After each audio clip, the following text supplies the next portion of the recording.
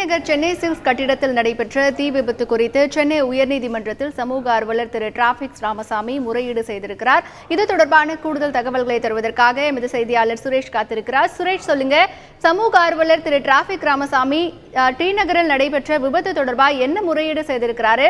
அதற்கு சென்னை உயர்நீதிமன்றம் என்ன சொல்லியிருக்கு? வணக்கம். அதாவது இந்த சென்னை சில்க்ஸ் நேற்று நடந்த தீ விபத்து குறித்து சமூக ஆர்வலர் டிராபிக் ராமசாமி இன்னைக்கு தலைமை நீதிபதி இந்திரா பானர்ஜி தலைமையிலான அமர்வு முன்பு ஆஜராகி இதுபோல ஒரு சம்பவம் நடந்திருக்கிறது. ஏற்கனவே டி நகர் பகுதியில் உள்ள விதிமுறை மீறி கட்டப்பட்டுள்ள கட்டடங்களை கட்டிடங்கள் மீது நடவடிக்கை எடுக்க சொல்லி நான் 2006 வழக்கு தொடர்ந்திருந்தேன். அந்த வழக்கு இன்னும் நிலுவையில் இருக்கு. இந்த நிலையில இந்த சம்பவம் நடந்திருக்கிறதுனால இதுக்கு முழுக்க அதிகாரிகளை காரணம் என்றும் இது சம்பந்தமாக நடவடிக்கை எடுக்க நீங்கள் உத்தரவிட வேண்டும் என்றும் அது மனு தாக்கல் செய்ய அனுமதி வழங்க வேண்டும் என்றும் அவர் கோரினார். அதற்கு நீதிபதிகள் ஏற்கனவே நீங்கள் தாக்கல் செய்திருக்கக்கூடிய அந்த வழக்கை மீண்டும் விரைவில் விசாரணைக்கு பட்டியலிடப்படும் என தெரிவித்தனர். இதையடுத்து அவர் வெளியே அந்த முறையீட்டை முடித்துவிட்டு திரும்பிவிட்டார்.